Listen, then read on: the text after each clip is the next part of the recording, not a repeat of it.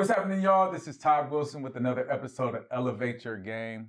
We are blessed to have Matt Barnes coming to the show, man. Thank you, man, Yeah, thanks for having me. blessing us here and you know, all the accolades, everything that you've done with the game, NBA vet, father, and just doing a lot of stuff just in media with your podcast and other things that you have going on, man. Thank you for taking the time Yeah, no out. doubt. And we like to start the show with the wall of hoop. Yeah, Got all the hoop movies, this is or most of the impressive. hoop movies. I was telling you, this is Thank impressive, you, man. You seen that new one, Elevate Your Game? I'm on it now. I'm on it now. Yeah, man. So, what's your favorite hoop movies, and why? Above the Rim. I just thought it was such a dope playground basketball story because I grew up playing on the playground. Paca's one of my favorite humans. Obviously, had a great cast, so that's a legendary movie. He Got Game is a funny story behind that movie. I was getting recruited at this time. I was a senior in high school when this movie came out. So I took my girlfriend at the time to go see this movie, and you see Ray Allen in there with twins. So she's like, "Is this what college is about?" I said no at the time. But that's why that one always kind of sticks with me. And then probably White Man Can't Jump. Just a cult classic that was just remade. I haven't got a chance to see Kenya Barris's rendition of it, but obviously Wesley and Woody. Yeah, I mean, it's hard to remake classic. Like I said, it'd be hard to remake Above the Rim. Like any of these movies, there's so many. I mean, I could talk about all these movies, but those three definitely jump out. No, absolutely. Those are the three that I definitely probably shouldn't have been watching at the age I was, but I got, especially He Got Game. My mom, it's a basketball movie with an NBA player and Denzel's in it. So little did she didn't know the twin mountains, as they call them, were in that movie. Yeah. So great, man. Man, we like to just hop right in. I've been able to be around your boys for the last 3 years, being in core. It's been amazing. They are just awesome kids. I remember the first time I met them, they had to check me almost. And I know it's something you probably taught them, like, yo, see if I knew what I was talking about, kind of thing. And I'll never forget it. It was Carter, and he like, "Coach, why am I doing this move?" He asked that question. It was during summer camp. And I'm like, "Well, this is why." And Isaiah was like, "Are you sure though, Coach?" And I was like, "Yeah, man, what y'all pressing me for?" And I had both on you. Man, I was like, "No, this is why." And then from that moment on, man, I knew what I was talking about. And I love that about them because they love hard, man. Yeah. And I know that's from your passion and everything that you have. What's it like just the boys, you were probably in your prime years in the NBA when you had your boys. What was that like, just raising them and investing into them at that same time? Oh man, greatest gift ever. My boys, all three of my boys, they're my proudest accomplishments. I had the twins in the midst, as he said, as my career, and I learned, and I was a very hands-on dad from the beginning. Baz, going to the bathroom on me, throwing up on me, doing all kinds of stuff on me. I was very hands-on. I had to learn early in that season because they came November 6th. That's right at the beginning of the NBA season. So it's just like I had to learn early on that I can't stay up nights because we had a whole little routine where they'd wake up about 10, 15 minutes apart, and she breastfed. So one would get on, and as soon as the second baby would wake up, I'd give her the second baby. I'd take the first baby off, burp them, change them, put it back to sleep. So every 2 or 3 hours, you know what I mean? So it was a real routine. But I loved it, to see two little guys that, kept growing and looking like me to, the young men they are today. I've always just taught the boys like hands-on early on. So, the thing I loved the most was they were able to travel with me towards the end of my career. They were in the locker room with Kobe Bryant and, their stepdad Derek and Powell and Bynum and those teams. And then they're in the locker room with Chris Paul and Blake Griffin and Jamal Crawford. And shout out my man DeAndre Jordan that just won a championship the other day. Lob City in the locker room with Kobe. That's Uncle Kobe. Kobe met them at 3 years old and literally sent them shoes every time he had a release. And the last pair of the shoes they got was like 2 weeks before he passed. So Kobe was, really dope guy. So they've just been very high IQ. They've been able to soak up so much game. And not to mention, I didn't even mention the Warriors with KD, Steph, Clay. They're in the, I think they're 8 years old in the Western Conference Finals practice having a shootout against Steph and KD. Like what kids can say that they're on the plane with us, they're on the stage with us when we win the championship, and they're trying to take the MVP trophy from KD and the championship trophy from Steph. Like you couldn't tell them they didn't win a championship. You know what I mean? So just life comes at you fast, and I wanted to give them as many positive experiences, but also real from a standpoint. I came from a background of violence, drugs, abuse, and saw a lot early. You know, my dad was a drug dealer, so obviously understanding what I saw and just the time it was in the 80s, everyone was kind of with that. And, you know, I kind of came up in that era, but never went down those lanes. You know, I'm a cannabis advocate, and we can talk about that later. So, but that was the only kind of thing that drew me. So early on, I started having conversations because the boys caught me at maybe that summer I won a championship. 8 years old, I rented a big old house for the summer, and I put them to sleep, and I went down by the pool to, you know, have my end of the evening medication. And one of them looked out the window, and the next morning they're like, "Dad, you know, if you smoke cigarettes, you're going to get your lungs are going to get all black." They had just learned about this, and they were so proud to tell. They were on me. And I was like, dang, do I tell them the truth right now, or do I tell them that, you know, or do I just go with it's a cigarette? And I just chose that, you know, I think they're about to turn 9. It's just like, you know, this is what this is. And the reason why I do this, you know, daddy's ankles, knees, back hurt, and I don't like to take medicine, and I don't drink alcohol. So, you know, if I do this, it'll help me sleep better, it'll help my body feel better. And Carter, the same one that had to question you, Carter's like, "Well, Daddy, I just sprained my ankle. When can I try that?" I'm like, "Oh man." Yeah, I was like, "You got to be old to do that." But again, just super intelligent and you know, intuitive. Ask a lot of questions, and that's the way I raised them. And you know, one great thing about, you know, get them to you guys for core is, you know, not only did they get better as players, but they've developed as men. And to me, that's just as important, if not more important. You know, I want to have high character sons, and all 3 of my sons. And I think there's such a misconception of who I was, because I was someone that'll slap you, fight you, cuss a ref out in a game. But when people meet me, they're like, "Oh, you know what you're saying. Yeah, you're super chill, but you know, you have some sense to you. You know what I mean?" So I don't want people to automatically think like Matt Barnes' kids are wild cards. Look out, they'll do this. And then, I mean, it's probably in them, but it's not who they are. You know what I mean? So I definitely, just like you, they're like that on the court. Right, They're competitors. On the court, you know, and their mom is really, you know, my ex-wife is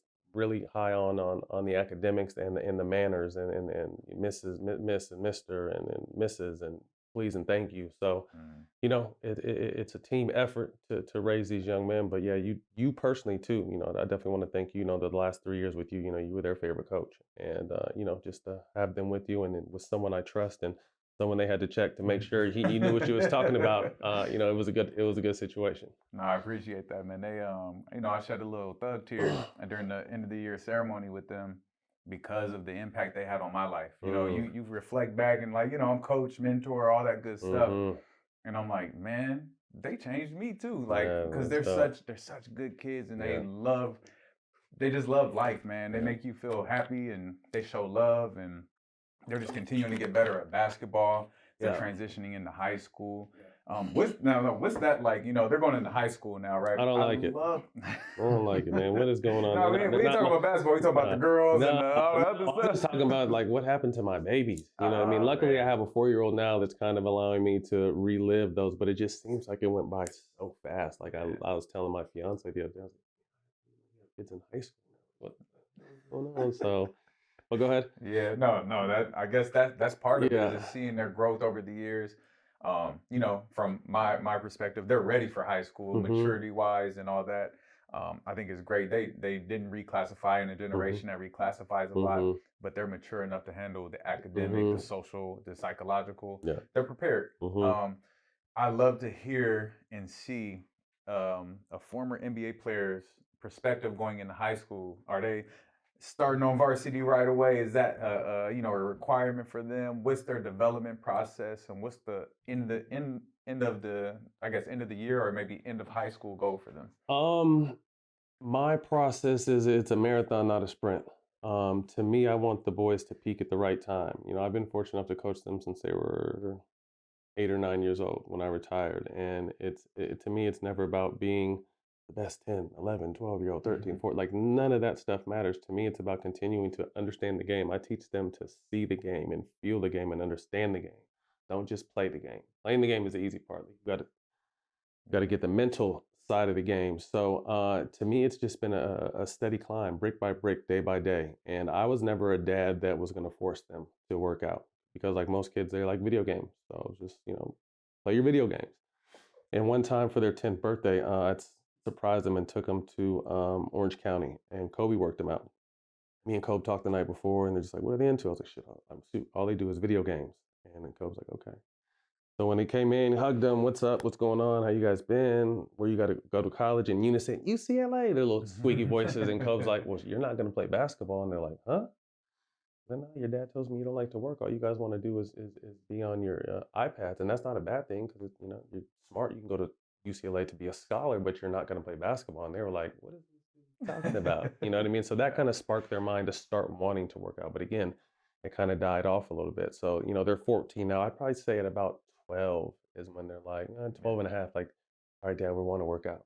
And to me, that was great. I'm super busy, but I didn't have time to do all that stuff. And I don't think I need to be the one that's always doing. They need to hear other voices. So, I got them with, Chris Johnson and Corey and, obviously doing the core prep work. So, my whole thing to answer your question, going into high school, it's about development. I don't have whether they play varsity, JV, I don't care. My ideal, and I'm, going to have this conversation with their coach. They're over at Notre Dame now. Is if they can get 12 to 15 minutes a game on varsity, great, they'll stay up. But if they can't, they need to develop. It's not like I'm not one of those parents like everyone you hear everyone you especially coach. I'm going to play varsity next year, and that's great, but you have to play. You have to play. You Right. have to get out there on the court and actually play. And if you're not playing, you're wasting precious development time. So again, they've had a chance to play a few tournaments with the varsity team and did really good in their spot minutes. Again, I'm a mental person, so I'm telling them how to approach the game coming off the bench because I was someone who started half my career and came off the bench half my career. You guys are freshmen, so you have a long leash. You got to take care of the ball. You got to make smart decisions, but still be you. Mhm. And Isaiah found his niche. Isaiah was second on the team in assists in limited minutes, and he had no turnovers in 4 games. And Carter led the team in steals in limited minutes. So like again, I told him you're not going to be able to freely gun like you do with AAU, or maybe you might do in 8th grade. Like you're the youngster, so you have to do the little things: diving on the floor, the hustle plays, take charges, rebounds, talk on both sides of the ball. So just kind of, I love, and the dope thing about the boys is they're just such sponge. So they just sit there and listen to what, and if Yeah. they have a question, they'll ask back. But I try to give them the mental side of it. So again, they're at Notre Dame right now, which we think is a very solid program. And, they're just coming off the success they had last year. And, if they can prove to the coach by the end of this summer that, hey, we deserve 12 minutes to 15 minutes, Mhm. not them saying that, but if they can show the coach that, great. They can stay there. But if not, they'll play varsity or excuse me, JV this year and really work on their game. Nah, absolutely. I love to hear that. I love for the parents to hear that coming from someone whose kids, one, you have the experience of becoming a pro, and that's where most people are aiming for. Mm-hmm. And then also as just in the shoes of a parent, right? Like, hey, it's okay if my kids aren't playing at varsity right Mm-hmm. away, Mm-mm. and they're developing. Yep. And I asked this question because I just thought about it as you're saying this is that you have twin boys, so it's great because they have this competitiveness against each other, which helps Mm-hmm. build their skill. Mm-hmm. You know, how do you how will you manage if one's going one way and one's going the other? One of the boys is able to earn 12 to 15 minutes and the other one Mm-hmm. is not. Have you ever thought about I that? haven't. I haven't, and that's a real possibility.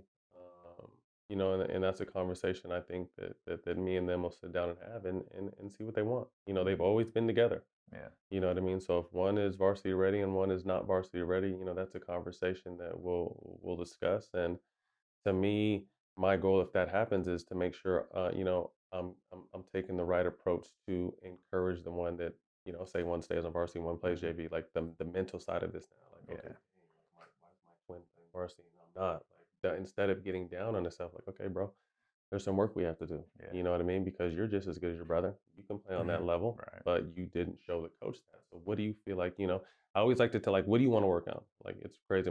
Their mom and I sat down this summer, like, what do we want them to improve on? And we came up with a list of like 5 or 6 things we're gonna get to their trainer. But my goal is like, what do you think you need to work on?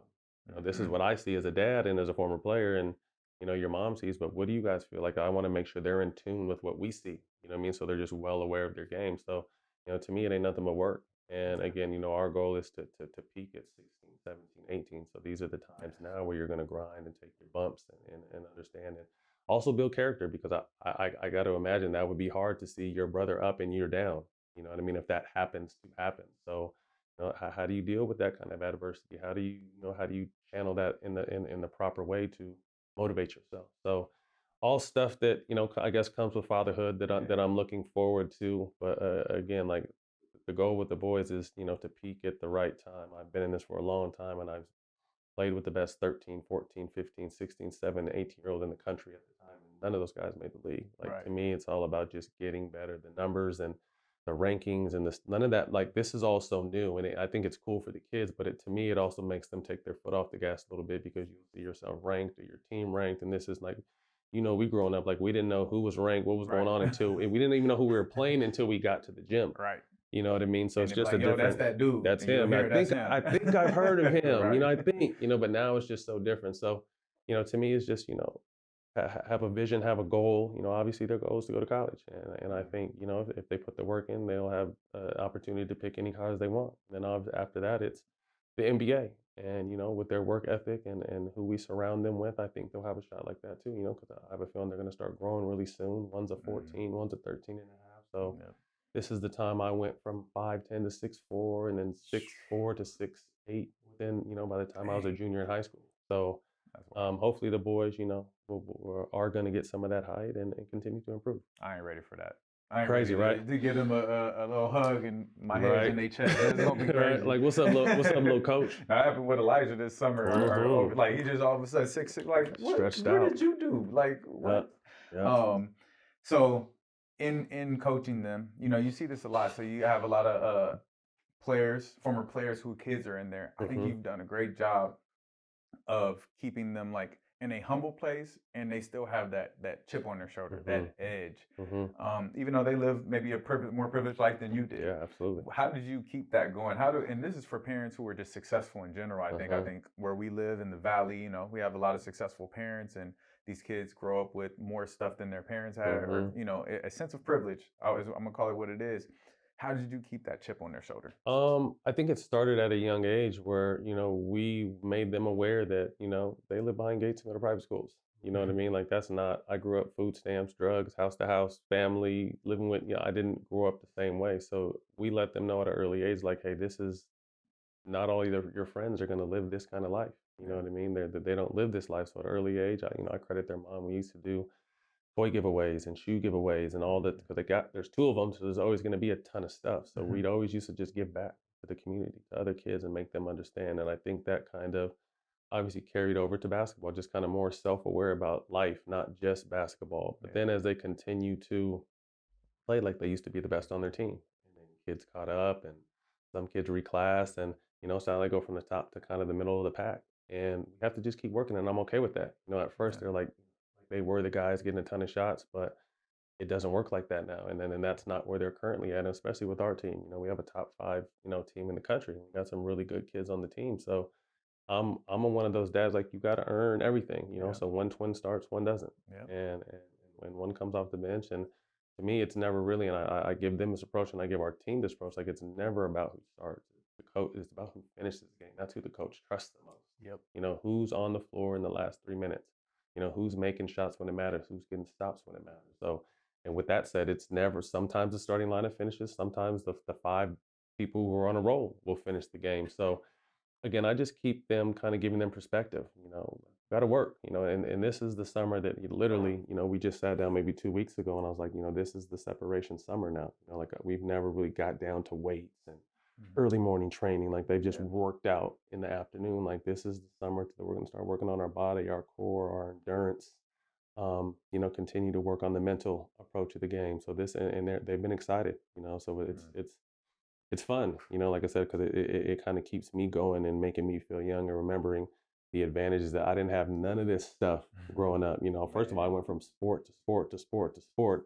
I played every single sport under the moon, but didn't have the means of having cleats. I played baseball and tennis shoes, and someone's family bought me a glove and just beat up basketball shoes, and just thinking like, all right, I put you guys in a position with all these advantages, and you're appreciative of it, but let's start taking advantage of the opportunity you have. And this is the summer that they've decided they want to do it as well. Good. No, that's awesome. I think any any parent who can understand the value of adversity, right, and then put their kids in a position not to necessarily experience what they did, but to build that same hunger Hmm. will take you such a far Oh way yeah. because it's going to go beyond I was basketball about to for say them. it's much more than basketball. I mean, there's so many things you learn from team sports that you carry over, leadership, working together.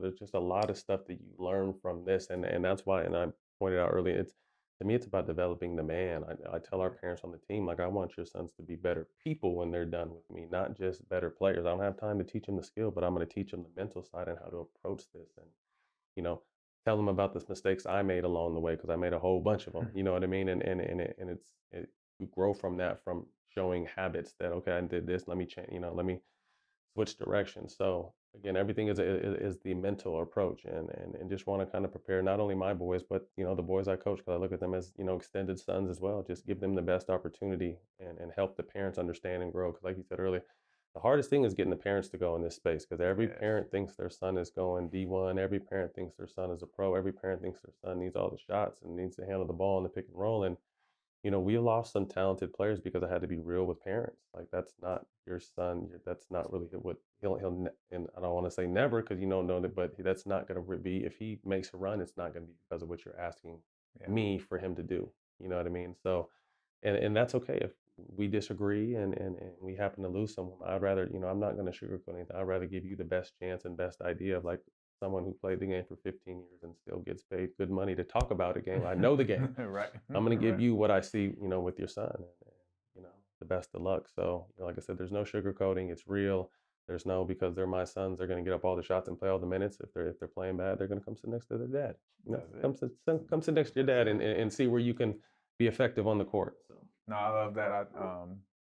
Just seeing it. I don't know. I'm trying to remember the first time I went to go watch you coach the boys, Mhm. and one of the boys was coming off the bench, and I'm like, oh man, that it's refreshing to see no daddy ball happening, Mm-mm. right? And then somebody who you got all the leverage in the world to do Yeah, it, right? yeah, And you don't. And I was like, man, that's how it's supposed to yeah. look. And you have it both ways. You have people who have a lot of experience in basketball who do it, and people, Mhm. dads just putting their own teams Yeah. together and doing it. And so Mhm. I always respected Well, that. I don't want to set them up for failure, because I'm not always going to be able to coach them. You know what I Yeah. mean? So you have to be, like you said earlier, we got to be able to handle adversity. You got to be able to hear different voices. That's why I brought an assistant coach in, and she's a female. So for her to kind of earn their respect and listen, because all these boys are hard headed. Our whole team, and they're Mhm. hard headed. Yeah. And I got to cuss at them, and it's that's how they respond. And all of them, obviously, I can talk to each of them different individually, but it's just, it's it has to be real. Like, I don't want to set anyone up for,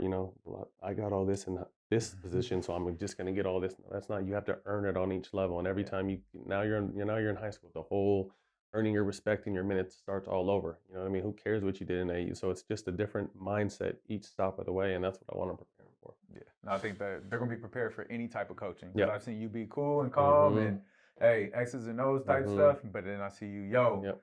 you're not doing Mhm. what is expected of you, Right. and get on them, and the way they respond is what I love. Well, I think the key to that, Todd, is I think too often, I mean, we can contend, like, people don't like to be screamed at. Grown men don't like to be screamed at. So why would kids like to be screamed at? And I see some coaches scream and cuss, and I'm just like, "Man, I feel bad for you." Because you're not even going to receive the coaching. If this guy can coach, Right. you're not going to receive the coaching. So I found early on, with me being 6'8", and I started coaching kids at 8 years old, like, I had to get down on a knee. Like, to me, for parents and coaches out there, like, you have to, if you want to bring kids with you and want them to follow and believe in you, and my kids and my team will run through a wall for me. Like, that's how much they believe in me on Yes. and off the court. You have to go down to their level, understand them, know who they are, Yeah. get their trust, and then bring them with you. You can't talk down to them. You can't always, this is Right. how it's supposed to be, or this is what's going on, or because I play, this is not how it works.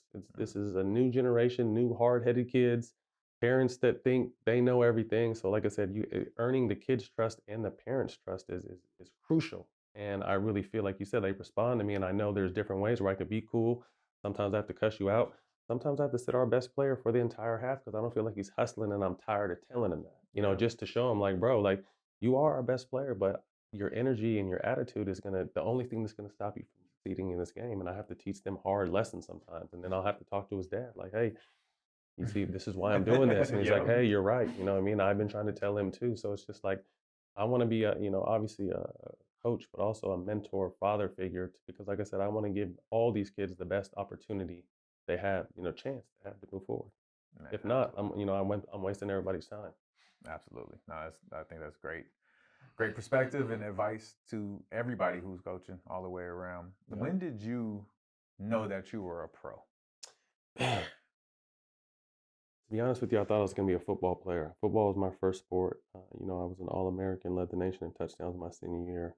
Wide receiver or Yeah, QB? wide receiver. So I just thought that, but then I was also, I was All-American in basketball. But I was just more, and if you looked at me, like I told over my career, I was a football player playing basketball. That's why I love the physicality. That's why I never ran from the smoke. That's why I love playing defense. Like I was a football player. So going pro, I mean, obviously everyone thinks they're going, because I was just like these kids. Like, Right. I'm going to go pro in the NBA or the NFL. And one of them I was going to do it in. But the harsh reality is it doesn't always work out that way. So I was drafted and I was cut my first training camp in Cleveland, and I had to go to the G League and grind. Bro, as soon as I got there, it was horrible. It was right when I think it was the D League back then. Mm-hmm.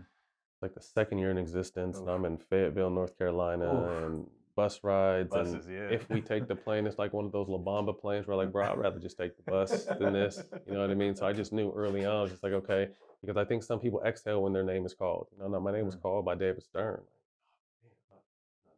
I was in the second round, so I don't know who was calling the name at the time, but my name was called. I was drafted. So I think people be like, but that's just the beginning. Yeah. You know what I mean? You gotta grind now, because similar to the boys being freshmen playing against varsity, I'm 21 years old playing against grown 30-year-old men that I've idolized and looked up to. So early on, it was a grind, and right when I went to the D League, I knew that I wasn't going to stay here long, and I'm going to make the NBA. And I just told myself that, but I had to put the work in, and I did, and it happened. How long were you in the D? I was for a season. Just for a and season. the next season, I was able to go to the Clippers. Mike Dunleavy, a young Clipper team, Quentin Richardson, Keon Dooley, Corey Maggette, Elton Brand. Was LO there? LO was still there, yeah. So just one of those. It was dope, but I got thrown in the fire early and just kind of learned what this game was about. But I think playing with such a young team, because those guys were my age, they just probably stayed a year or two, or 3 years in college, so they just had a year in advantage of me. So I think it was dope because we were all just so young. I got to learn how to play the game as a young player, and not have to have any burnt out vets that were trying to regulate too much. So it was cool. So did you have any OG or like a veteran who you kind of Yeah, definitely. I would say Chris Webber. Oddly enough, so I'm a NorCal guy, and I'm at UCLA, and this is when the Kings and Lakers are going at it. Yeah. In the playoffs, and Sacramento had a really good team. Bibby, Weber, Peja, Vlade, Bobby Jackson, sixth man of the year. Like, they were nice. Young Hito Turkoglu. So obviously I'm a Laker fan, born and raised, but when we moved to Sacramento at like 9 or 10, like that was a hometown team. So they started growing on me. So just kind of a fan repping Sac in LA wasn't easy, but I would always get a chance to go home, and Webb was someone that, when I was in college, like, yo, come up to the facility and work out with us. I'm like, oh, are you kidding me? So I'm up there in the facility with Webb and Biv and meeting all these guys and the coaches and the strength coaches, and kind of just mentored me. And then after my first season with the Clips, I had an opportunity to sign a 2-year deal, which I probably should have did. I should have just stayed there, but this is when Sacramento was still kind of in their prime. So I was working out all summer, and Adelman came up to me and watching all summer. You play really well. You want to be a King. I'm like, it's my hometown team. Absolutely. So I did that, but it's also the same year that at the trade deadline they traded Webb to Philly. So then that began my roller coaster. So I was home for half a season. It was amazing. Really dope. Playing from the hometown. But then got traded with Webb, and then it kind of started a marathon where I didn't really get opportunities, and I just had to keep grinding, and staying ready, and preparing, and getting better. Yeah.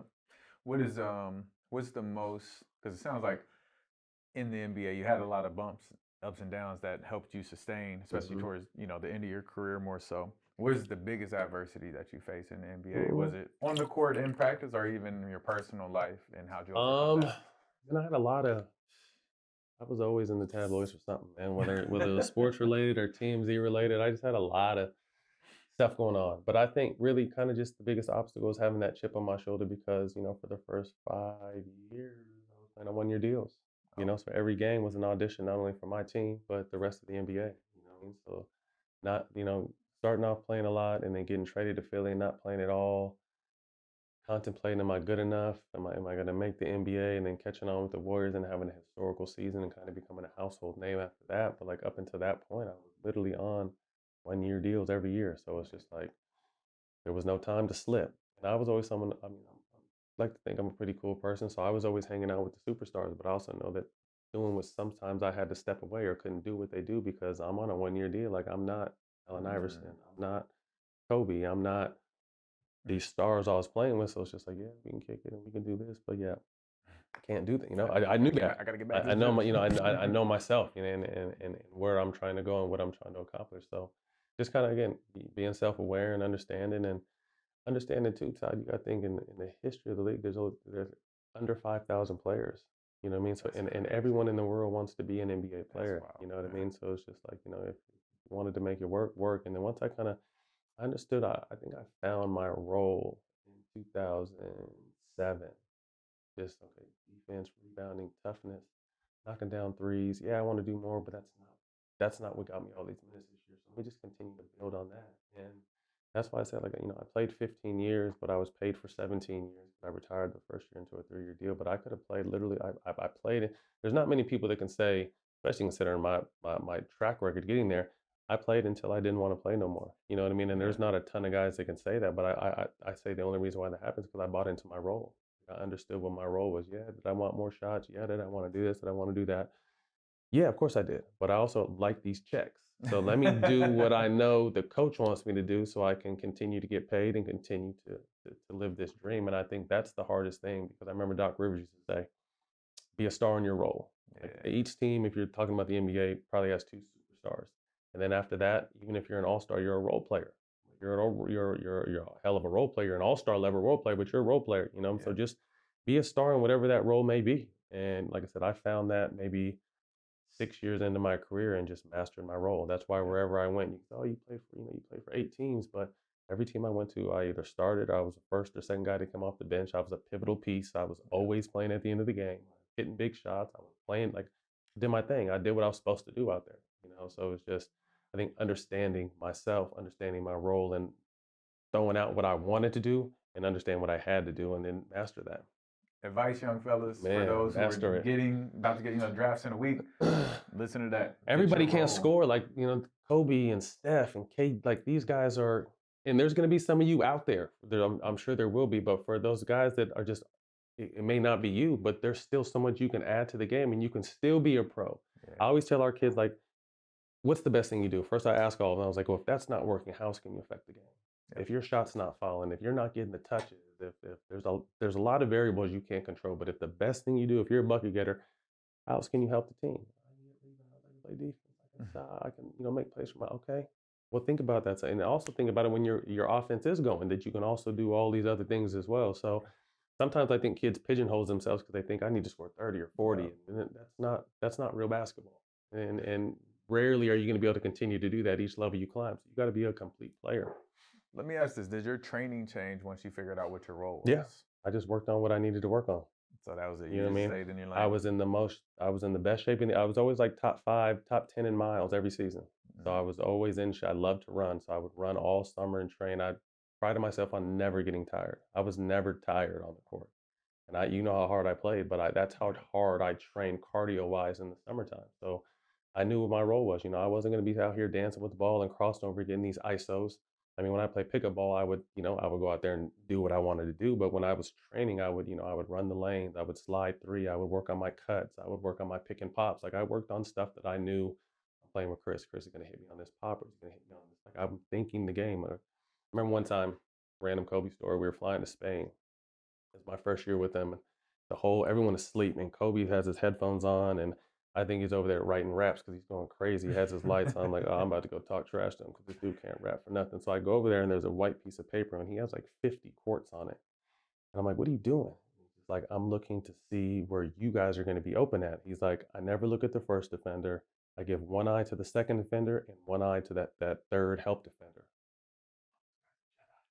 So I'm thinking, like, he's like, so I'm trying to see where LL's going to be where you're going to be open, where's Ron going to be open, where Steve Blake's going to be open, where Fish is going to be open. And he has all these little diagrams where the defense is shifted and where Are we're these going to be diagrams he open. drew himself, or Yeah, he no, it's just a scribble piece of paper with just a bunch of different, like 50 core. And this is probably 4 a.m. Obviously, we're on messed up time, but no one else is awake.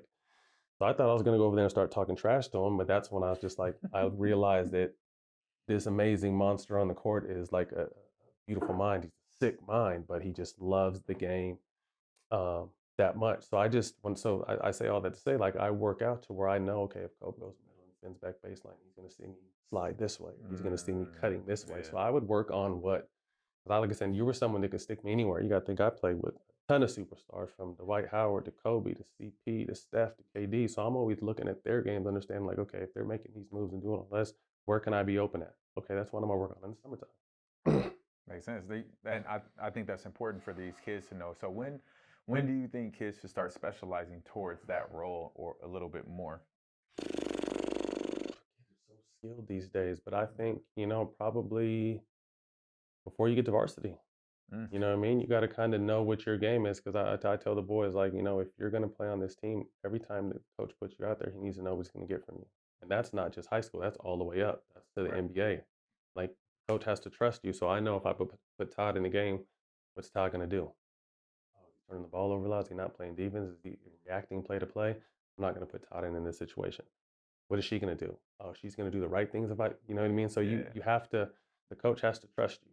I just, again, being self-aware is really important. And I think by the time you hit varsity, you know what I mean? And there's always time to continue to grow. Yes. Keep growing your game. I would keep working on everything when you work out, but understanding when the game is on. That the easiest thing to me is, go up to your coach and say, Coach, what are you looking for from me?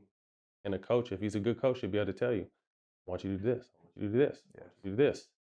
So then you keep in mind and think about those things. And if you're playing really well, then you might want to try something that I've been working on this. He didn't name this that he wanted me to do it, but if I'm confident enough to knock it down, it could work. So it's really not as complicated as people think it is. Especially if you have someone who knows the game and can communicate. Like when I used to go to a new team, I'm like, Coach, what are you looking for?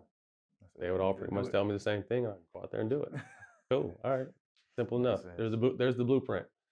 Nah, and that's the coach who is coaching you, not your homie, Right. not your parent who wants you to do this, not your trainer who's trying to tell you that the coach is holding you back. Prove what you can do, and then continue to show more. Yeah. And that's where your opportunity comes. Well, very rarely. I mean, it happens, but if you're not playing, there's a reason why. Like, the coach's not hating on you. Like, it doesn't gain nothing from hating on you. Like, you're just you're not doing something that he sees as valuable to the team. So, like I said, you got to be, sometimes kids got to be real with themselves. And then, like you said, that whole list of things you list, family, coaches, trainers, they also have to be real with you. So it's just an important, and I think that's something I pride my kids on. Obviously, you can't tell everyone stuff the same way, so the delivery is very important. But I'm very real on what they have to work on, and what I think is BS, and what I feel will help them get to the next level. Yeah, no, I rarely let other people, when I'm training, say something in the gym, whether they played in the league or not. When Matt comes in, he knows what he's talking about, and it's like, y'all getting coached by Matt Barnes at this point. And it's not a ton too. It's just, like I said, because I love for the kids to hear another voice. So it's not always me, but I feel like if there's something technique wise or something that I just feel like, hey, I think this will help that. It's a compliment to what you're adding to the environment at all moments, and I think that's important. It's not, and you're teaching all the kids. You're not just talking to your boys. No. It's like, yo, y'all not getting low. I remember it was I think it was during COVID or post COVID, right? And you came through to the gym and he was like, yo, what y'all doing? Y'all not getting low. And it's a detail that I'm not looking at right now, right? Yes, I coach it. We all know get low. But, hey, Matt caught it. And he told it in a way where, hey, we didn't have that problem anymore. Almost all year, probably, because of that other voice. And I think it always leads to this, too, because I think your circle's a little bit different because of where you've been with this game. I always talk to the players about having that inner circle. Who are you actually listening to? Who actually knows what they're talking about? Because the better and better you get, the more and more influencers come in and talk to you. So how do you form that inner circle and tell the boys to, respect everybody for sure, but we're not really hearing that. Well, I mean, I was someone who would listen to, because it's hard to tell, especially when you get to the league, but even early on, like, you got to hear everyone to know if they know what they're talking about or not. You know what I mean? Like I said, it's funny the story you told me because I never knew, but the boys question you, like, why is this and why is that? And you were able to tell them, and I bet you they never question you again. Ever. You know what I mean? So it's just like, got to hear everything. And sometimes you're going to hear a lot of noise, but sometimes someone's going to leave you some stuff like, oh, okay. And they might not even be like tight in your circle, but you just know when you see them, like they're speaking truth. And that's how I try to drop game to people. You know what I mean? Like I said, these AU tournaments are nuts. So I'm taking pictures left and right, but when I get a chance to watch another game or see a kid or play somebody, and I'll just drop something to them like, bro, you're so big. Why do you keep bringing it down here and letting my whole team take it from you? Keep it here. If they run into your elbows, that's my team's fault. Go right back. You know, so I would like to just give them stuff that I feel like is going to help them. And does it mean I'm in their inner circle? No. So to answer your Mm. question, it's just like you got to decipher who is and who isn't. You know, obviously I help the boys with stuff, and but you know I loved having other people I can trust. Like I would never question anything you say. I would never question anything Corey or Chris say because I know it's coming from a genuine place and it's for the betterment of the boys. So it's just like Mhm. I put them around people that I trust. That same thing with Derek. Everyone thinks me and Derek hate each other. Like me and Derek are fine.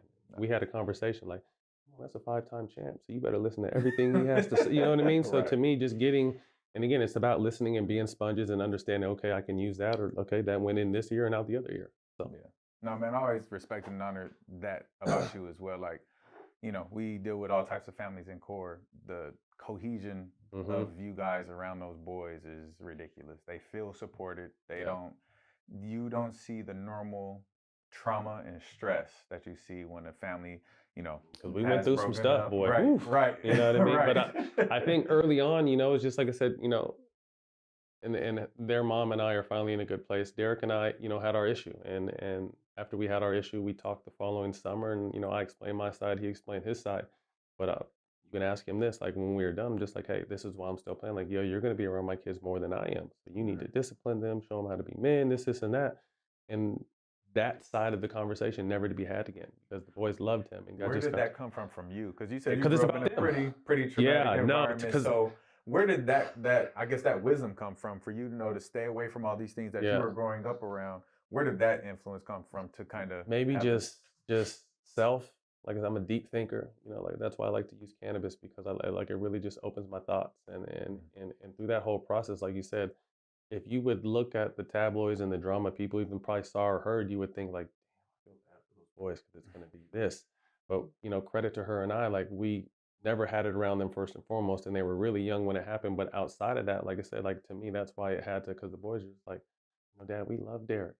Oh, that's dope. And that was one of the main reasons why. Like I was just Mm, like, this is not about me. It's not about my ex-wife. It's mm, not really even about him. It's about us as a unit raising those two young men. You know what I mean? So like I said, I empowered him very early on because I'm in a blended family now. You know what I mean? So I know sometimes it's hard to how do you discipline? How do you say this? How can you and I'm a free cusser. I think I've only almost said one cuss word on it, but so when I say go do something with a cuss word on it, it's not because I'm mad at you. That's just kind of how I speak. But my kids know that, you know what I yeah, mean? But dealing that's with how I other grew up kids, with my moms too. Yeah, yeah, so so that, dealing with other kids. So I just wanted Derek to know that I had, he has my support and my confidence. And then they're like, yo, as a team, we got to raise these kids. So to get back to your, question, I mean, your answer is just like, it wasn't about me. After we had to do it, now, okay, we got that out the way. We explained our sides. You guys are happy. I'm happy. We got to make sure that they're happy and they understand and they have, a childhood they remember because you remember everything growing up. Like yeah. I remember how messed up my childhood was. So that's what I didn't want for them. So you speak. I think I know the answer to this, but I love to get some clarity. So building through that in your life, the trauma, everything that you grew up with. Um, do you now mental health for these athletes Huge, now? How important huge. that is. Was there something else that helped you get through besides your own fortitude? Uh, your medicinal uses Mm-hmm. that help you get Mm-hmm. through it. Was there Yeah, counseling or what? absolutely. Okay. Absolutely. Counseling was huge. And I think, especially, in the black community, first of all, we're not taught, I would even say minorities in general, like not just Mhm. because most of us grow up different, Yeah. than maybe some of our, our friends. And it was always, either he's crazy or shut up and hide your tears. It wasn't manly. It wasn't something our communities we talked about. But I think I credit NBA players in particular for coming out and saying like, "Hey, man, like I'm not okay," because a lot of us are not. We have so much PTSD from the way we grew up. unbelievable. And throwing money at it 20 years later doesn't make it go away. You know what I mean? So it's just like you see these kids acting out and saw me acting out when I was a youngster. It's just like, at some point, you need some help. And I'm glad that it's a topic of conversation now because people have to hide it as much. But for Right. me, early 2000s, we didn't talk about PTSD. Shut up. You know Right. what I mean? So Tough it out. now I'm 43 and, I'm in two different types of counseling because, understanding that, some of my moods and actions and the way I view things are based on not how it should be. You know what I mean? Like I grew up rough. I grew up, I saw some stuff I shouldn't have saw at an early age and learned things. So it's almost kind of like deprogramming and understanding like, okay, I need to get myself better because I need to be the best me to be the best partner Yeah. to my fiance, to the best dad to my kids, to the Yes. best business partner, to the best coach. So, you know, being able to look at yourself, I always pride myself on, I could look in I'm not perfect, but I could look in the mirror and see my soul because it's pure. If I mess up, I mess up. I'll be the first one to tell you, and I've done it on a huge scale on ESPN. Hey, I messed up. Or the Ime Udoka, like, hey, I spoke before I had the information. And a lot of people let that slide, and then a lot of people, now you're done. Like, no, I was wrong. Right. I'm okay with being wrong. You know what I mean? Next time I learn from that. Let me find more information before I say something like that. But just kind of being transparent, being real, having your heart in the right place. And then obviously counseling is huge because most of us grow up tough. And the goal is to, if you're fortunate enough to make it, not to have your kids grow up the same way. You know what I mean? So That's it. that was my goal. And, I'm in counseling, been doing counseling for a while, but I definitely, if it's, because especially for me, it's hard because I can't just tell my business to my homies. You Right. know what I mean? Because I'm in the spotlight and I've been in the spotlight for a long time and in the spotlight for a lot of different reasons. You know what I mean? So it's just like, some people are in a position where they can't just tell somebody because there's too much on the line. And, Mhm. being able to find yourself a counselor. And the one thing I'll say is my fiance, she found, because this is not, I hope this doesn't come off the wrong way, but I just felt like an older man or older woman that is definitely not necessarily my ethnicity or been down the path I've been down or seen the racism I've seen, like, and maybe this is shallow and maybe I need to learn and grow on this, but the way I looked at it was like I stayed away from it early on because I was like, there's no way that person can relate to me. Like they can Mm. give me some Yeah. stuff that they studied in school and learn, but you don't know what it's like to be biracial. You don't know what it's like to see Man. abuse and violence and have your high school almost burned down by the KKK and see your parents do drugs and all this kind of stuff. So, I really credit my fiance for finding me someone that I really feel like I can feel my life and not have to hold anything back. And some ugly truths come out, you know what I mean? Especially when you can try to better yourself, but like obviously we know the right and wrong, but the mental capacity and the strength to do what's right, sometimes. So when you're really feeling and having those moments, when it comes out of your mouth, like, oh, I can't believe I did that. You know what I mean? So it's just, again, really trying to be self-aware, always trying to improve in all aspects of life. And I think when I'm able to do that, I'm able to be the best me for everyone else because I'm such a provider for so many people. Absolutely. I think I always had this, I don't want to call it a fear, like this apprehension about going to counseling is like they dig into your past. And like one of those people like I like progressing, moving forward, looking Mm-hmm. forward, like whatever happened in the past, I keep it pushing. I have a Right. very light heart. I forgive easy. I could keep it pushing. And me and my wife, we recently took this marriage course and it was probably the best counseling I've ever had inside this course where they Mm. look at your childhood traumas, but they gave purpose in it to show you Why are we going back? this is your love style. This Mm. is how you accept and receive love because of all these things you went through. And Yeah. this is why you respond to your spouse a certain way. This is how you respond to your kids a certain way. And it was the most deep I've ever looked at my life that it made me go get a counselor. And the Mm-hmm. counselor told me, he's like, yeah, this is a good session. You probably don't need this because I fully understood just from that Mm-hmm. class of, hey, I grew up this way. Yeah. This is why I respond like this. And it taught me, okay, this is why my wife responds Yeah. to this. Now I know how to treat her a little different because of Mm-hmm. her experience. And then even more importantly, make sure my kids have this Embedded early understanding on. of love and Mm-hmm. comfort. And when a traumatic event happens, just acknowledge it. All you gotta do Mm-hmm. is acknowledge it most of the Yeah. time. And people can feel, oh, I'm gonna be okay. It's that non-acknowledgement of something is wrong because, I'm gonna give you something to cry about type stuff. Mm-hmm. Just because it don't hurt your emotions don't mean it Right. doesn't hurt mine. Yeah. And then I translate that even into basketball to the kids who, you know, I've, man, through these years, it's been 8 years now, probably 400 kids. dealt with a lot Oh, of I'm sure. trauma Hmm. from middle school kids, and it's like, man, what are you guys going through? But I had to connect to where they're at. Okay, this person receives love this way, so they're Hmm. seeking out the attention, so they're acting out. Let me just give them attention in a positive Hmm. way, and Right. man, their behavior changes almost Instantly, right? immediately. No. And Immediately. that's an art too, to be able to read and understand how people accept things. How can you talk? And how I remember Magic Johnson said, to be a leader, you have to understand first and foremost, you can't talk to everybody the same way. Yeah. And I think that's just in life, Yeah. parent, CEO, whatever. Hmm. You care about the people you're working with. You can't talk to everyone the same way, and it's your job to find out how is my delivery to Todd the most effective? How is he going to soak in as much as I say? How are the twins going to soak in as much as I say? Like you have to understand. I can't talk to Carter and Isaiah the same. Right. You know what I mean? I just can't. Overall I will, but when I'm trying to get through to them, I talk to them completely different. Yeah. No, that's real, man. They are so when you get to it's always interesting. So we had 6 sets of twins in core this year. Six. Wow. And once you start to realize that, man, they're literally two totally different humans. They just got Mm-hmm. the same face. Right. And you get to see just they're the same but different Mm-hmm. and finding that connection with each of them to the end. Man, they did start looking alike for 2 months this year Nah, and for messed real. me Well, up. because Isaiah was chubby for a little bit, Yeah. and he slimmed down, and like he was at one point 20 pounds heavier. Now he's only like 4 pounds heavier than Carter. So like Mm. he slimmed, and Carter's got a little bigger. So when they're not like, I mix them up still if they're not by each other. Like Yeah, they'll they be get getting out so of the mad at me. shower or Yo, something. I'm not Carter, bro. Yeah. Like, yo, man, Nah. like Don't feel Todd is bad. Coach Todd has been too long. You should Nah, know. I'm like, don't no, feel y'all look bad. the I mean, I've been with them same. since day one, and I still confuse them. So yeah, don't feel bad about that. So, moving on. So it just happened. NBA Finals. Denver Yeah. Nuggets got their first championship. You talk about knowing your role. I think that's the Mm-hmm. definition of Key. that team. What are your thoughts on them as a team this year and a team moving forward? Proud of them, man. And I think although people wants to see them play in the finals, it was the most watched finals in the last 5 years, and that's saying a lot. Because they play good basketball, they play the right way. They have two selfless superstars that can shine without stepping on each other's toes, Yeah. and then they're role players. One in particular is Aaron Gordon. I got a chance Yeah, to meet Aaron Gordon at like 15, and I was playing in the San Francisco Pro Am, and they put this young little scrawny kid that was dunking. I'm like, who is this kid?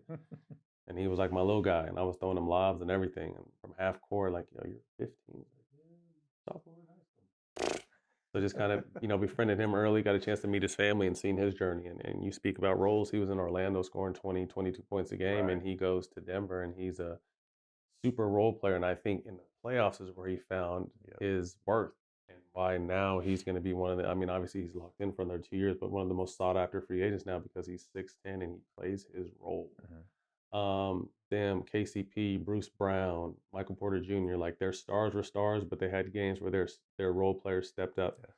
and did what they needed to do to get them across the line. And then Mike Malone, everyone talks about how great Spo is, and he is one of the greatest coaches we've seen. Mike Malone is a beautiful, brilliant basketball mind and knew the buttons to press on his team and knew how to keep his team together and focused. So again, a lot of storylines with Denver. Very happy for them. Jokic is incredible. But moving forward, this is and it's funny because we were on a show yesterday on my show, What's Burning with Rachel Nichols and DeMarcus Cousins. And DeMarcus made a great point that for the last 10 years, let's say everyone has built rosters to beat the Warriors. We need shooting, we need this, we need that. Yeah. Teams are going to start building rosters. How do you slow down a team with a 7-foot center that can do everything? One of the best guards in the league and role players that are all 6'8" to Right. 6'10", and they lock up and they shoot threes and they play. So now this is the new prototype, and he made a great point. I agree. Like it's going to shift now. Denver's going to have this window because they have their core five sewed up for the next 2 years. And I feel like anytime you have your core locked down in free agency, it makes it a lot easier because you don't have to make any drastic moves. You have to just get strategic parts that could fit in to these places. So love what Denver did. Happy for them. And I think they have a nice 2, 3, maybe 4-year window now of, their basketball, and it's going to be their championship to lose. How do you stop Jokic? Can't. Okay, I was about to say, man. You say you want to scheme and try to figure that out. If you It's find crazy, that out. because you'll see like in games in the playoffs where he didn't score in the first quarter and he still ends up at 30, 16, and 10. Crazy, Like man. he does whatever is needed, and he scores so effortlessly. From stretching the floor to his one-legged shots to his floaters to his offensive rebounds. Like he's just such a weapon that you can't stop him. And then Miami's game plan partway through, oh, let's slow down Jamal Murray, and that worked for a game, and they saw that's hard to do too. But you're Right. definitely not going to slow down Jokic, so you just gotta outscore him, I guess. Yeah, I was like, you It's gotta tough. get some buckets Yeah, and you need a stop everybody. lot of bucket Stop all the getters. role players from. Yeah, You just saw so many like AG was doing some basic fundamental basketball. He's doing duck ins, small post ups, hitting yeah, short corners, cutting at the right yeah. time, Making them pay for switches. spacing. Yes, Yeah. every single time. It was Mm-hmm. just that his IQ. You saw his IQ Yep. just grow and grow throughout the Mm-hmm. year, throughout the series, throughout the I want to say the whole playoffs, Yeah. and the adjustments that coach made. Once they lost the game, they weren't gonna lose again. It No. was it. Like, oh, they want to do that? Psh, Yeah. all right, here we go. Only losing what, one game every series, pretty much, and they Yeah. sweeping the Mhm. Lakers. Like, man, that was impressive. Yeah. All the way Good around. team. Good Yep. team. I'm excited to see the free agency Oh, cook it's up. We gonna got be some Bradley Bill wild. news that he's, they're trying to get him out of Washington. They're complete reset there. Chris Paul sounds like he's gonna, or did he buy out or going to something Yeah, like I that? think it's coming. The Harden leaving Philly, possibly Dame. Van Fleet, Dame. So it's gonna be a lot of movement. Zion. Yeah, Zion. I'm not. Yeah, no, I'm talking about he might get moved. They're talking about their potential to trade him. So there's a lot Really? of. I think this would continue to make the NBA the biggest growing sport, and why it's so global now is because not only do you get good seasons and champions, but it's like a reality show in the off season. Yeah. Like the drama of the off season, like it's a 365 reality show. You get basketball during the season, and in the summer, like what superstars? Every summer, a superstar moves. Yeah. What do we even mention Kyrie? Where's Kyrie going to end up? You know what I mean? So there's so much movement in the summertime that it's almost unfair because we could be in the midst of baseball and other sports, but if a big player gets moved, like that's headlines for the next 2 or 3 days. So it's just like basketball is heavy. This is a fun time. We just got a great finals, and now the off season, the reality show will start, and to see where everybody lands. You play 2K at all? I don't play video games no more. I wish I did, man. I was such a video game head, but no, it's all. So I used to hop on my GM mode on 2K mode. That's my thing. Like I win dynasty championships with players and putting teams together. And so free agency is like my season. Like of course I watch the games, but free agency is what it's about. That's fun. Yeah. So this is a segment that we like to call My Rushmore. All right, My Rushmore. Your four. Who's going to be on your Rushmore? Top players all time. I gotta ask you top players of all time because you're a basketball mind guru at this. So 4? Only 4. Okay. Not in order, but your top 4. Whose face is gonna be on that rush? I'm gonna give it to you in order too. Okay. MJ is 1. Whoa. Kobe is 2. Whoa. LeBron is 3. And Shaq is 4. Gosh, Shaq at 4. Okay, I have to ask, why do you have Jordan above Kobe and LeBron and Shaq for that reason? Why is he your number 1? Mike was a different beast. I would say Kobe, to me, in my opinion, and people might go crazy, I think Kobe was more skilled than Mike. But I think, obviously Mike was the prototype that everyone wanted. Everyone wanted to be like Mike. You know what I mean? So Kobe was the one that was able to take that to a 2.0 from a standpoint of just a skill level. But Mike was a dog. I mean, not only was he durable and, once he, any bad injuries, but he's durable. He would play 82 games. He would win Defensive Player of the Year, MVP, and win he just did crazy things in an era where they really beat you up. Like he got beat up and had to change his style of play because they were beating him up and he had to get in the weight room. So love Mike. I think Mike is 1. Kobe, I think Kobe is number 2. I think he was the closest thing to Mike from a player standpoint. But like I said, I think he took his skill level because the game obviously had evolved. Since once Kobe came around, so I think he took the skill level to the next. I think Kobe is the most skilled player we've ever seen. His number 2, his tenacity, his will to win, his obsessiveness of being great. He always used to tell me, he's like, one more. But you need one more. Number 6, so I can sit at the same table as MJ. That was always his drive. Always go, I need one more. So Kobe was a monster, and I'm old school from a standpoint of like I'm gonna live and die with our best player. Like I'm gonna let that ride. And that leads me into number 3. LeBron, I think sometimes LeBron is criticized because he is probably has the biggest IQ in the game we've ever seen and the most selfless superstar we've ever seen. And instead of jacking up a shot like Kobe and MJ may do, Bron might find his teammate. You know what I mean? And I think sometimes at the end of the game, he's criticized, oh, no, we want you to take that shot, not knowing that Bron has made the most clutch shots in NBA history and the most game winners, if I'm not mistaken. but I put him 3. And that's not a knock. I think he's great. Obviously, the all-time leading scorer, um, his IQ, his ability to carry teams, um, is something like we haven't seen in his prime. He was carrying teams to the Right. finals. Obviously, he had some good players, but for the most part, early in his early days, he was carrying teams. And his greatness, and what I love about Braun too is, to me, he's the greatest on the court and off the court superstar we've ever seen.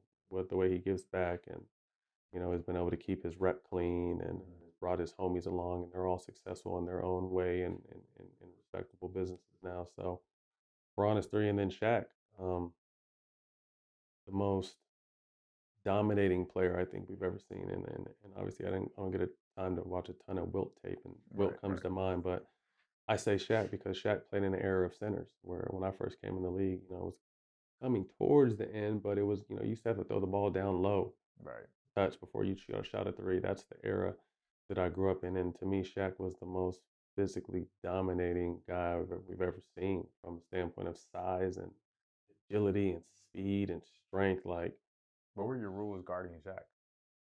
don't get your teeth knocked out. Like, for real, like, because I was a guard, so that's back when you had to guard your position. So we would send a double, and Shaq's favorite move was coming to the middle.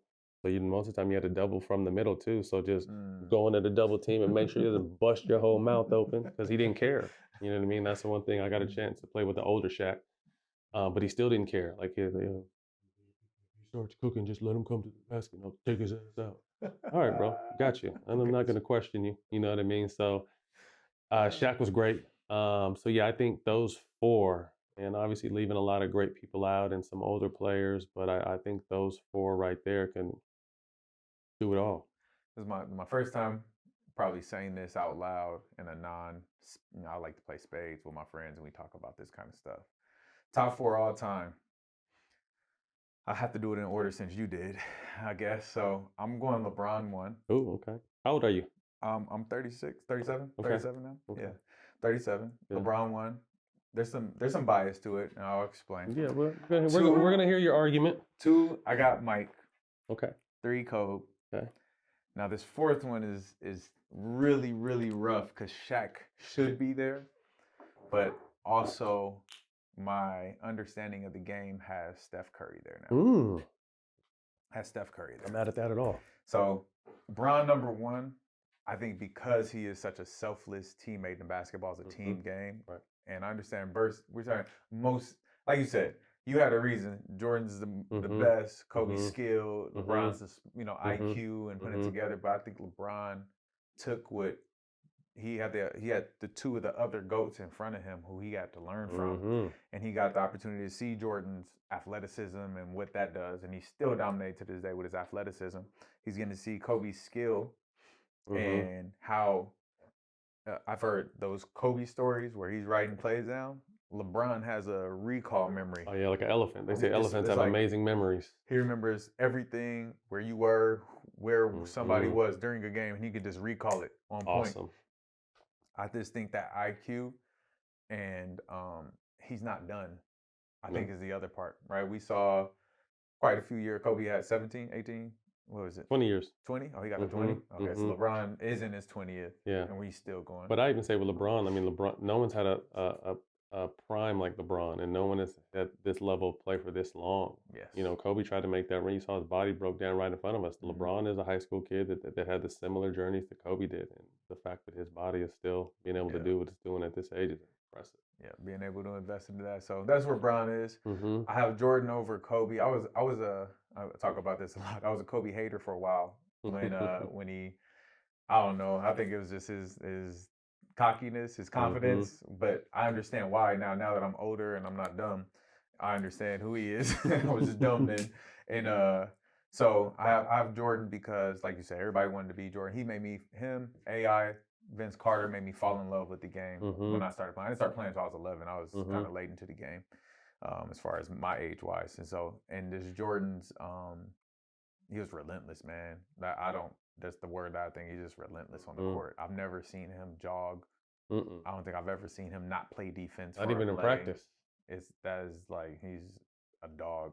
And then Kobe, just because everything he is, the skill, the IQ, the leadership, the personal development that you see in him. I think he's the first player where you're like, oh man, he is like literally more than a basketball player. Mm-hmm. And the impact that he created, you know, uh, just on us forever. Mm-hmm. Like we all gonna know. And I got Curry. Shaq is awesome. Shaq didn't change the game. Right. He was the best at his game.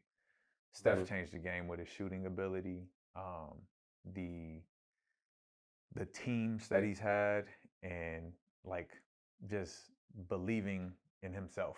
And man, his ability to shoot and his handle and his creativity, but it's all within the scheme and technique of basketball. Yep. It's like, yo, how do you become that creative? You saw it a little with Steve Nash. I think Steve Nash is the beginning of that point guard. Even if we go back to Abdul Rahim back in the day, like, yo, there was some of that, but the way Steph do it and the underratedness of the rest of his game. I think people sleep on the defense. People sleep on his passing ability. He's just that good that he can shoot that every time. That's an open shot to him because he works on it. He changed the game on all levels, though. I mean, you're a coach like from the beginning. Like you remember when back in the day, get warmed up in the paint, get your feel. Kids are putting their shoes on and shooting from half court to get warmed up, and that's the Steph Curry effect. You know what I mean? So to me, it's can't argue with any of those guys. Yeah, by any means. I mean, they're all great in their own ways, and it's so hard to compare eras and what they played against and the style of play. And that's why, like, all these offensive records are going to be broken because of the style of play. Right. The game is like, imagine if Reggie Miller got 12 looks every game for the 3 point. Ray Allen got 12 looks.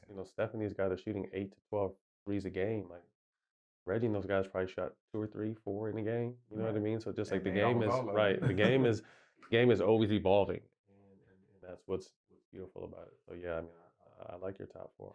Yeah. Question. I have a question. Yeah. You mentioned his LeBron's body is still going. Do you think that's due to technology developing because now LeBron has more access? Yeah. Versus, do you think if Kobe would have had that? Yeah. Access. I do. I do think that technology is helping everybody, but I think it's also on the player to go and get it done. You know what I mean? You gotta stress the importance of taking care of your body, especially someone at his level. I mean, there's so many miles. You only get so many miles on your body. You know what I mean? And I think LeBron is way past the meter because of technology and his ability and his want to, like, hey, I gotta protect this. You know what I mean? And for the first time, I could say, like, this year we've seen, like, sad because he just looks a little bit older. Like he can't. We're accustomed. He went on runs during the playoffs where for a quarter or a half.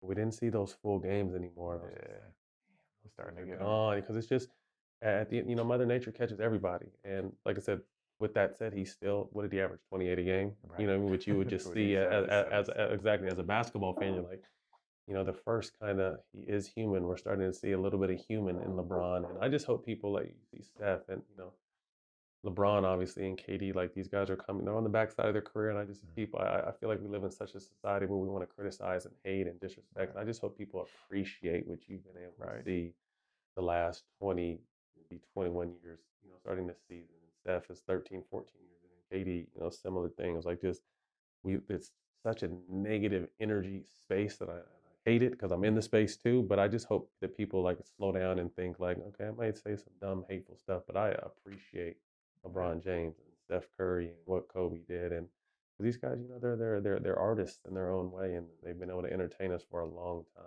You'll never see players like them again. Would you rather? Now, let's bring on another question.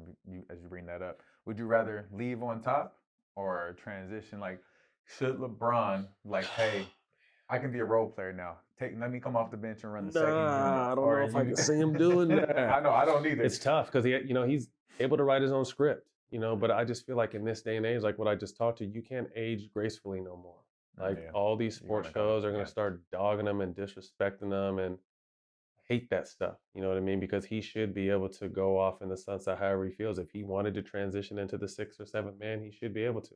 But unfortunately, I think sports media wouldn't allow that. They would disrespect and say mean, nasty things, and it would just make it unpleasant, I think, for him. So, obviously my advice is do you, but strategically thinking, because I am in that space, like he has to go out the way similar to how he came in. Yeah, like I don't think we'll see LeBron averaging 12 points. Like it would be bad. It would, because the media would just be all over him. They wouldn't allow. He should be able to. He should be able to play till I can't. Kareem played forever.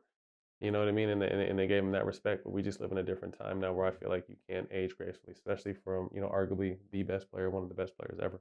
I think Bill Russell had the recipe. He went from playing straight into coaching and just kept his dynasty going. That's a lot though, because coaches, it takes more time to coach than it does to play. You know what I mean? And I had a few opportunities. I was thankful enough to have a few opportunities where I could have went on a coaching staff or two coming out. But I was just thinking like, man, that's the grind. And the hardest part about basketball for me was having kids and always having to travel towards the end. So just coaches is, even when we go practice and we're done for the day, coaches are film and this and that. So coaching is a lot, man. So yeah, Bill Russell did it, but that's a lot because basketball as a player is so time. Yeah, no, absolutely. All right, we're going to our next segment called Where Were You When? Okay, we're hopping in our DeLorean, going back in time. We're going to go to a moment I know sits on all of our hearts, and I think because of your personal relationship with Kobe, I think it's cool to get, understand what the impact and what you felt is, the day he passed away. And, where were you? What was the emotion like and the overall impact on your life? I was with the boys AU team in the Bay. I had a house at the time up there because I had just finished playing not too long before that. So we were up there for a tournament. It was Championship Sunday tournament. We were ready to play the tournament. And me and the dads are downstairs on the balcony hanging out talking. And one of the dads got a text message. Kobe died. Don't play with me like that. And we go back to talking. He's just like, no, like turn on the TV. We turn on the TV and we found out. And I froze, I think, for 10, 15 minutes. Guys are talking and consoling and can't believe it, but I was frozen for a minute. And then obviously with the relationship that the twins have with them, I'm 3 years old on, and like I said earlier, Kobe had literally sent his whole team. It was crazy. We all have the picture. Like everyone had their Kobe's on. He had just sent the team Kobe's like 2 weeks before. He passed, so I went up, and the boys were up in the playroom all the way upstairs, and I went and I told them what happened, and just they started crying, and we told everyone else. And play with heavy hearts, man. It didn't seem real, and then to find out, he crashed on the way to Sports Academy or Mambo Academy, for a tournament, and they put through some fog and how it all went down. Because I've known Kobe for a long time. I had a chance to meet him in '98 when I first came to UCLA, and we developed over time a really solid bond. But once we became teammates, we became brothers. Like he used to come watch the kids' games. Like we would talk before tournaments, twins playing. This when they're like 7 or 8, 8 or 9. Terrible basketball to watch, but Kobe would come like, we play at 9. What time you play? We played 11. He was coaching G, so Kobe would come. There's video of him like 9 o'clock in the morning, watching the game 2 hours before he's coaching his daughter. Like he was just always there and really supportive. And so I was really kind of worried how the boys were going to take it. He was an instrumental part in their basketball lives and development. But yeah, just super sad, because I grew up with his sister Shea and know Vanessa and knew all the girls. Was always accustomed to seeing him. Coached out in Orange County. He coached, I coached. So every other weekend we would see each other and talk and catch up. And we did his last interview on my show. So it was just a surreal moment that I think obviously broke the hearts of a lot of people. But when you get a chance to know Kobe and he lets that wall down, it's just like he's a superhero, and superheroes aren't supposed to die. So I just feel like when he went down, it was hard for a lot of people. No, thanks for sharing that. Yeah. And then our next moment, we're going to go back to 2007, 2008. 2006, 7, I think. 2006, 2007. Yeah. The We Believe Warriors. Yeah, man. What a time to be alive, right? AC being the first seed, the first time in. Yeah, in a 7-game series in NBA history. Yeah, that was crazy, man. That was a crazy season because I was at the crossroads in my career at that point. I played early in the previous 2 years. I got traded to Philly with Webb and didn't get a chance to play. So I was almost like, hey, is it time to go play football? My agent had lined up like 7 or 8 NFL teams that were going to give me an open tryout. And my college teammate Baron Davis hit me up like, hey, where are you in SAC? Yeah, I'm in SAC. He's like, scrimmage at the facility today if you want to come down. And Oakland was like 2 hours away. So I hopped in the car, went down there, played well with no contract or no nothing in mind. You know, and little did I know that Don Nelson was watching the whole time. He was a coach at that time and came around, put his arm around me after, like, son, where are you going to camp? I'm like, Coach, I don't know. He's like, well, we have 18 players. You know, we have all contracts filled, and we invited some campees. But if you go out there and play like that, I can't guarantee you're going to make the team, but I'll give you a chance to. That was all I needed. Went out there, made that team.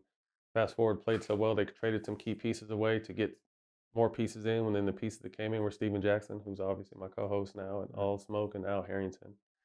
And man, we just made a run at All-Star break, excuse me, at the trade deadline. We came out and struggled at the beginning, but then we went on like a 17-5 run to finish the season, and it came down to us and the Clippers. If they won, they were in. They lost at home, and we had to go into Portland and beat Portland, and we did, and we made the playoffs. And obviously, for the Golden State fans, some of the best fans in the world, they were waiting for that opportunity. And we felt really comfortable because Nelly was the head coach that helped draft Dirk and kind of helped put Dirk on the map and start developing Dirk. So this is the season that Dallas won 67 games. Dirk was the MVP. Like, they were supposed to get a championship that year, but our coach was so confident on this is what we're going to do. And he put Steven Jackson and myself on Dirk for the first time because Dirk was such a mismatch. Dirk is nearly 7 feet. He's strong, so if you put it big on him, he's going to cook him. Put someone that's too small on him, he's too strong for him. Yep. So we had a game plan, an amazing game plan of just making him work, catch it out far, and if he put the ball down and turned his back, double team him. So we had Dirk in shambles, and that led to, man, us making NBA history that year. So it was a blast, and it's crazy. I was fortunate enough to go back 10 years later and win a championship with that team. But when I got back to that team, players, coaches, media, fans, like everyone wanted, like, team, like, we were legendary on and off the court. We went hard on and off the court. I think they still sell that shirt. Yeah, they do. Shirt. Like, and then if you think about it, man, all we did was we lost the second round. Like, we didn't really do much in the grand scheme of things. We were a second round exit, but I just think the way we embodied that city and the run we went on and the characters on that team, that team will be talked about forever. Absolutely. I think it's dope. You got to play with Baron. Baron was incredible, and it was small ball. I mean, it was the game that we just watched the last 10 years with the Warriors. Now it's kind of changing because Jokic is back in the mix and Bigs are back in the mix. But it was kind of the beginning of us, Phoenix, kind of playing that small ball, 6'8" center at times. I was playing center. You know what I mean? So that small ball kind of running, gun, and shooting not as many threes, but a lot of threes is kind of what we were doing and was our recipe to success. Dope, man. Yeah, that was a fun time. I know for me, that's when I was really into basketball. I was in college at the time, and just finishing up my sophomore year, and I just remember watching that playoff series. Yeah. Like, you're kind of watching it, and then the series keeps on going. And I'm from LA. I was living in Kansas at the time though, and so Baron Davis and like UCLA cats were playing, so I'm watching. That's how it went, and just to see. I mean, everything. There was a lot of highlights that year, period, on that team. And then to see the playoff series and, 8 beating to 1, it really does make you believe. Like, that we believe it sounds cool, but actually, everybody loves an underdog, that underdog story. And to see, this team come together, a bunch of scrappy dudes who bout it. They're ready to go to war. So, no, it was dope to see, man. So thank you for blessing us with that. The whole squad. No doubt. All right, so this is called Flip the Script. We're gonna flip the script now. 2 questions for me. It could be about anything in the world. Where did you find the passion to do what you do with the core program? So core started on accident. I had Johnny Juzang, who's on the Utah Jazz now, and I was a trainer at the time. And so how training came about, so I was trying to be a financial advisor. I was trying to work in insurance. I was trying to do all these other things because I was about to get married. And so I had a job as a financial advisor. I got fired because I failed the Series 65 test or whatever it was. I rushed through it trying to get to the money and failed the test, got let go from my job. And I just had got married 3 months before, something like that. So I was Mm-mm. like, I got to put this together. Wifey ain't paying these bills. Like, she bringing money in, but, had to take care of home. And so I had a couple part-time clients. Those clients went from 4 to 20 to 40 to 60. And I'm like, started making more money than I would if I was a financial advisor at that moment, And one of those clients was Johnny Juzang. And his dad approached me. He's like, hey, I want him to homeschool and train. And then from there, I was like, oh, I'll watch him. I ain't doing nothing during the day. I don't train until after school. And, he's a good student. And so he's like, man, if you're going to do that, I know some other parents who are interested. And we had a meeting, had 15 families show up, 8 people signed up. And those 8 kids were all like 4.0 students, high level kids. Most of them playing, now in college or playing pro. And so my passion for core started because I was able to do basketball during the school day. Like, I'm able to make ends meet by just doing basketball. And that's what it was. That was such a crazy concept to hear, too, because when my ex-wife's like, oh, like, basketball is a class. But I was like, well, I know you wouldn't let the academics slide. Like, academics are important, too, because you hear this and you see all these schools that'll pop up where it's we do like, it's all basketball. And she's like, no, academics are very solid. Yeah, like, that's dope. All right. Last question. Best part about being a dad. Oh, dang. Best part about being a dad. Man, I got little ones, so I got 4 and 2. So right now, the best part of being a dad is the day-to-day growth. Like, a lot of dads have told me, like, hey, cherish every day. Like, really live in that moment. And I've taken that advice to heart. And so I make sure, like, my daughter, I see her grow literally every day. She's tall than a mug. So physically I see her grow, but her conversations with me, the things that I am exposing her to and teaching her about, even though she's young, and it was from when she was born. I used to tell my wife, like, hey, I'm going to talk over her head. I'm going to talk to her like an adult because she's going to understand. And I shouldn't have done that because she knows way more than she needs to know now. Yeah. She comprehends immediately. She'll see me do something once. She's yelling at cars. And I yell at a car one day, the next day she's in my wife's car. Like, why is my daughter yelling at cars? Like, go, what are you doing? Picking that stuff up. She does it. Daddy, I don't want you to go to work. We got to go play the picnic in my room. Like, she fully comprehends like life now. And so I'm like, man, I got to make sure I'm at home. So I guess it's the quality time, I have to say. And even with my son, where he's the total opposite of my daughter. He takes his time. He's chill. He's living his best life.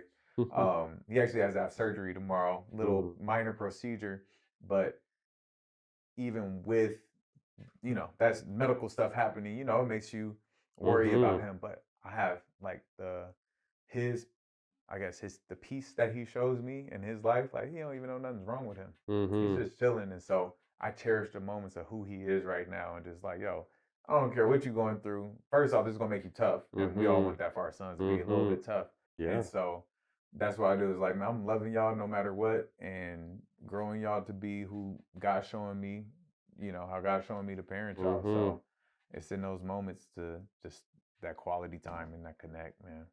Nothing like it. I get it. Yeah, trust me, I get it. It'll make me all emotional on my show, man.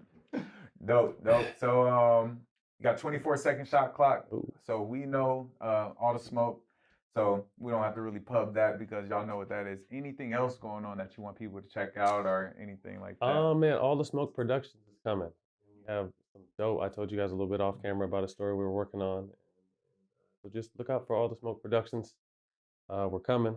We're going to create quality content, honest content, real content, raw content, and I'm excited for that. Dope. All right, man. Thanks for coming on the show. Yeah.